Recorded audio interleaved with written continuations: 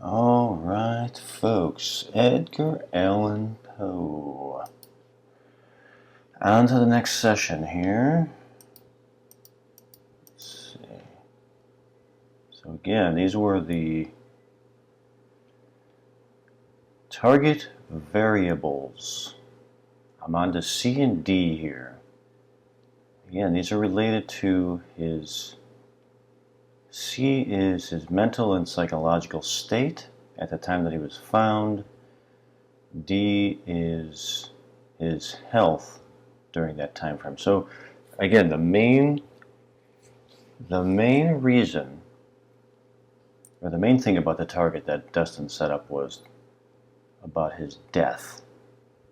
So in these sessions here, I start to narrow in on that time frame. So here is C. Let's see where I'm at with this. Now the first thing I start to experience in this is this location here. I feel like I'm looking at a wall. It's plaster, it's patched. This location has a structure, man-made. One of the walls is something it's sketched or plastered, and the plaster is peeling. Like a part is weak and falling off or chipped. Also on the ceiling. This reminds me of an older building that is dealing with some type of structural integrity issues. But what's important about it? This kind of checkered pattern. Now, I was thinking about this, and I did go looking for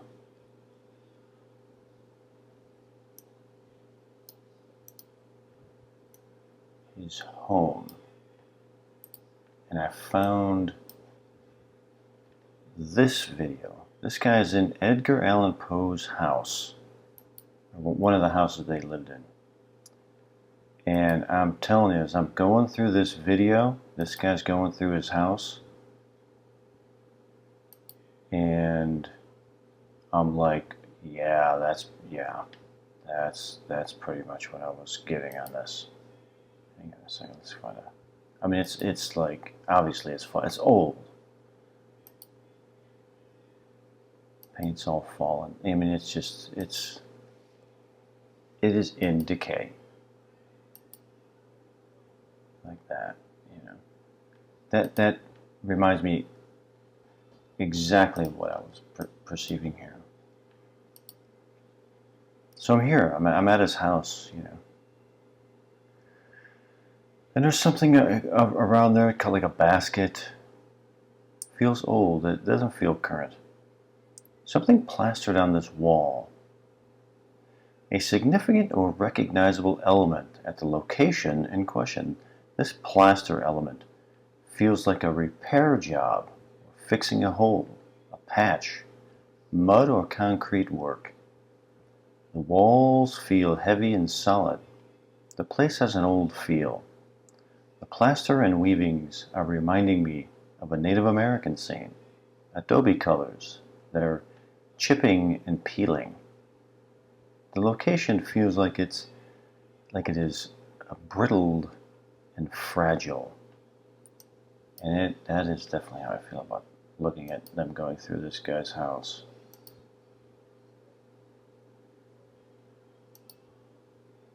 Very brittled and fragile. But who knows how it looked when Edgar Allan Poe was living there. But it's pretty damn creepy looking, I must say. Especially down in the cellar here. And it's pretty creepy looking. Okay. Fragile is the important word here. Don't touch anything. Don't disturb. You know, my feeling of that is that in this session here, as I'm narrowing in on this location, even though it feels old, this could be the current perspective on this place. It's like is very brittle, it's very, very fragile. You can go into look at it, but you don't touch anything. Don't, just leave everything alone. Don't disturb anything. The area needs to be left undisturbed. The only way to understand the messages that are being left behind is to record them in their purest state, undisturbed. See, now this is very interesting to me because of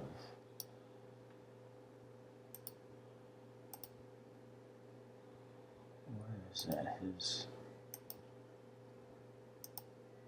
tendency to write in encrypted form here.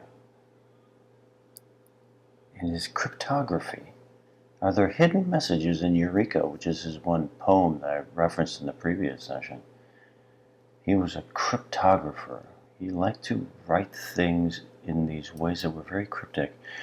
The only way to understand the messages that are being left behind is to record them in their purest state, undisturbed. You cannot understand what they were saying if you jumble the messages, translate, decode, decipher. Man, it makes me think he has I think I had that in the previous session, or maybe it's in this one, where there's like hidden books, hidden papers. It's not difficult when you understand what to look for to take on the mindset of a translator. Everything then looks different. Or if you take on the mindset of a translator, then everything looks different. This individual is here to understand and decipher this place. It's a great work. How they write, how they explain, how they thought, and how they lived. Now, who is they? They may have been the characters, maybe. This individual then has to become the interpretation. That's an interesting statement there. But how?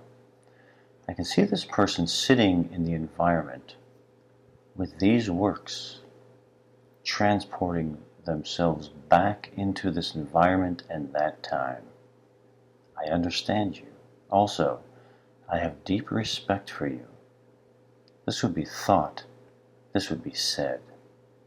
And then here's the individual.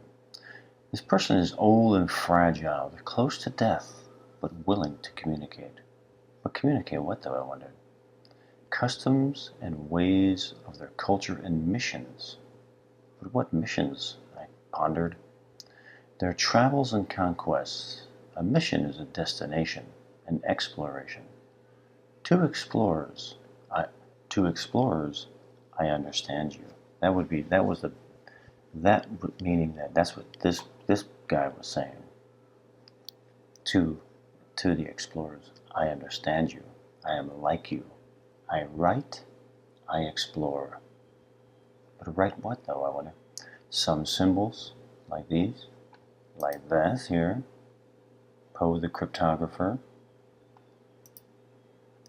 They represent ideas and descriptions of events. They did the best they could. They're codes and codex. But what does that mean, though, codex? It's like their philosophy of life and or the guidelines for living. Almost like a set of commandments, though it seems a little bit softer. We shall live like this, we shall, and on and on. Very communal, more we than I. A communal group with the understanding of documenting and recording themselves. This is very intriguing to me. It's because it's in a codex, it's in a code, but it's their philosophy of life and or guidelines for living. And as per this article, asking, are there hidden messages in Eureka? And Eureka was the story that Edgar Allan Poe wrote, or maybe it wasn't even a story, more like a nonfiction, but basically it was his philosophies of science and spirituality. So that's interesting. Are there hidden messages in Eureka? From my session, I'd say probably. He probably had encrypted or different codes in that story as well. And that's what I'm getting from this session. They had sectors of land that would be translated into hectares or acres. Groups would live in that sector that connects to the network of sectors. How do they explain things, though? Teachings and teachers. This is an important part of the culture. The handing down of knowledge, the teaching of language. Their rite of passage is to write a passage. That's a cool line. Their rite of passage is to write a passage. I think that's something he would probably say. To add to the inscription base. It was important in this culture to have this ability to share within and without the sectors. I can see these people traveling out of their writing I can see these people traveling out to share their writing and knowledge skills, which he did. He would go and do lectures. That's what I read. And preserve for future generations. Reminds me of purposefully keeping a time capsule with the hope that someone far in the future will find it and remember you existed. If someone there was concerned, it's someone there who was concerned about being forgotten or lost in time. The scribe, which should be Edgar, had their eye on the future with the hope of preserving their existence. Both the individual and that which was being discovered had a strong need to not be forgotten. Remember me. Boy, man, it really makes... That's very interesting. I would have never even considered that notion about Edgar Allan Poe prior to doing these sessions. Okay, on to the next one here.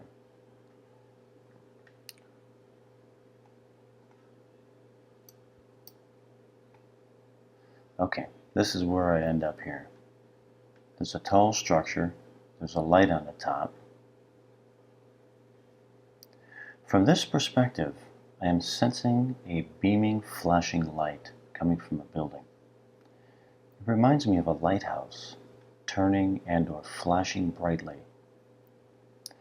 And it's high up on top of a structure. What is important about this, I wonder? The location. This structure feels important to the target. But how? How, though? Someone, or something, or someone goes to this place. A strong element of this feels like it is about going to this place. But for what? For what, though, I wonder? Feels medical related. Like going to a hospital, which is what the tasking was.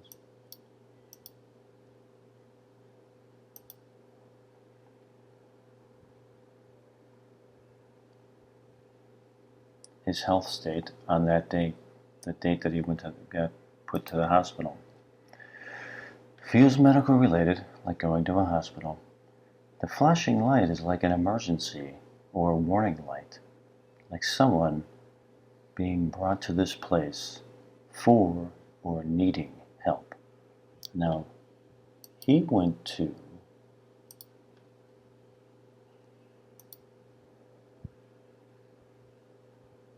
Now this is where it gets really mysterious. On October 3rd, 1849, Poe was found semi-conscious in Baltimore, in great distress and in need of immediate assistance. According to Joseph Walker, who found him, he was taken to Washington Medical College, where he died on the 7th. Poe was not coherent long enough to explain how he came to be in his dire condition, and how he was wearing clothes that were not his own. How did anybody know that? He is said to have repeatedly called out the name Reynolds on the night before his death, though it is unclear to whom he was referring. His attending physician said that Poe's final words were, "Lord help my poor soul." All of the relevant medical records have been lost, including his death certificate. Newspapers at the time reported Poe's death as congestion of the brain or cerebral inflammation, common euphemisms for death from disreputable causes such as alcoholism and that kind of thing.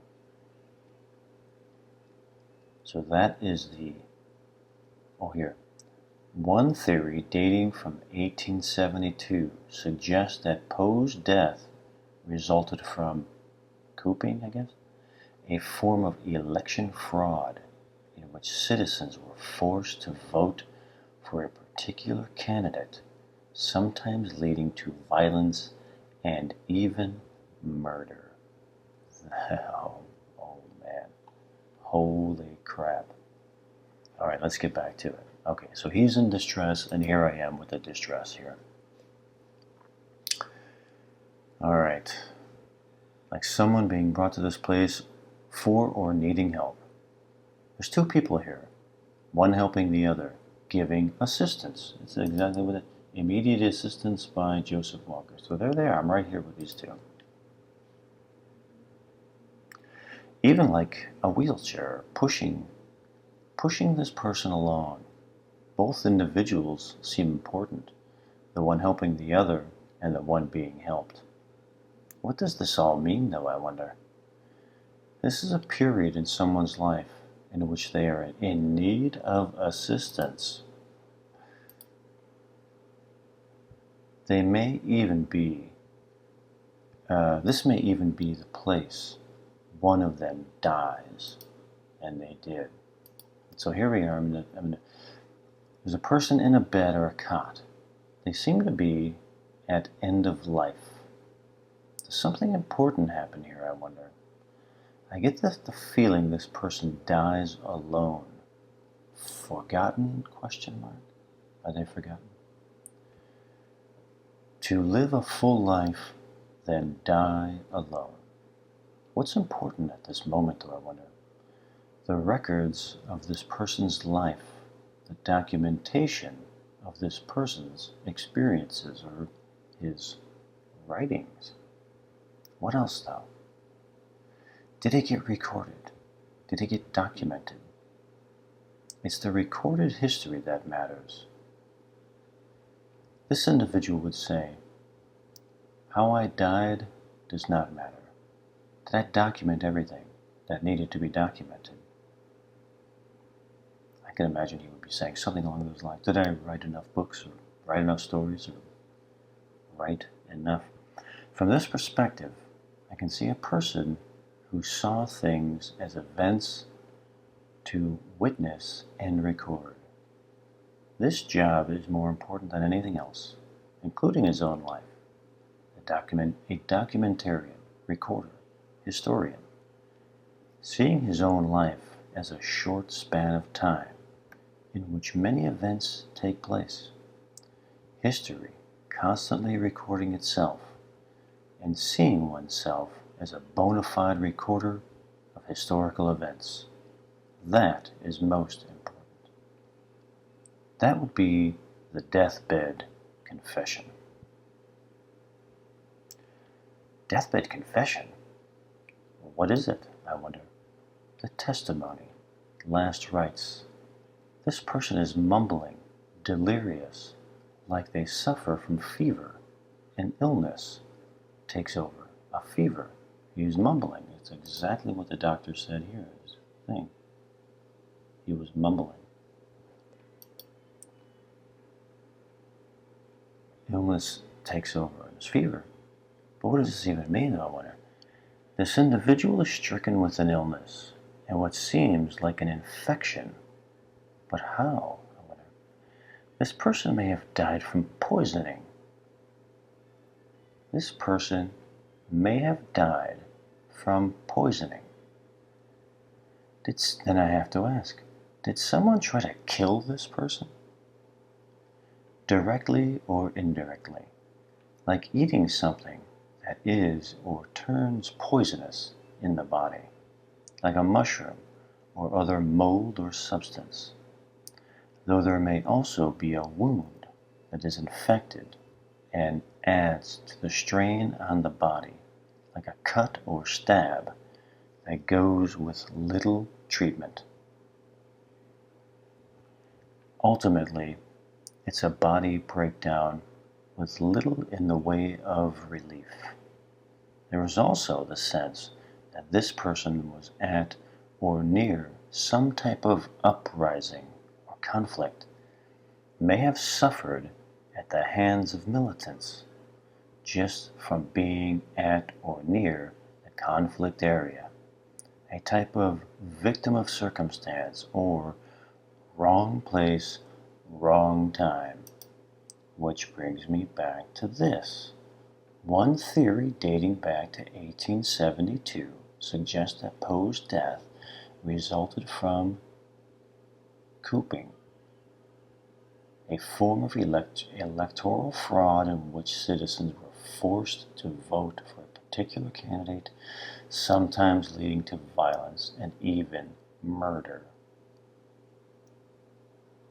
Which is a theory here.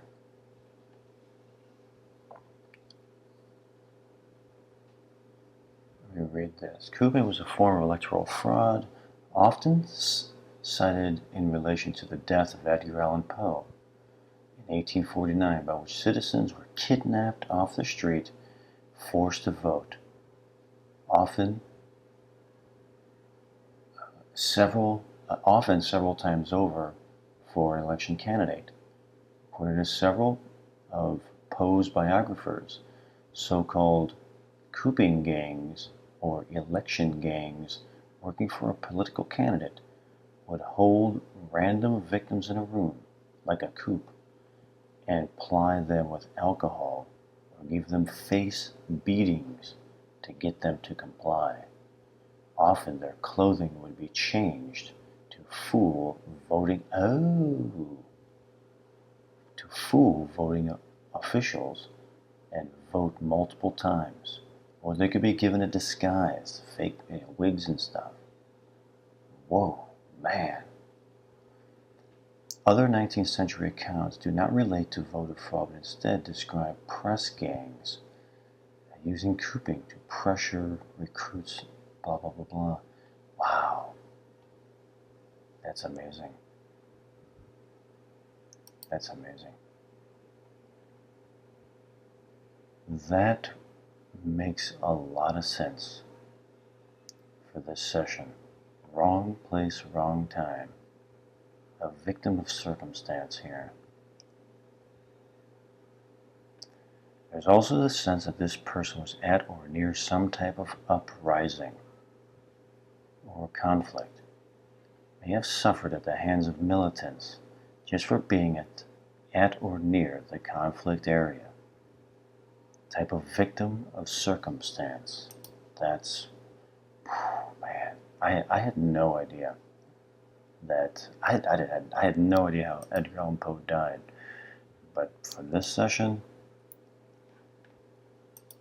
it may have been something like from this. Okay, I got one more session left, and that's coming out soon. Hope you find this interesting. I find it fascinating. Many more to come.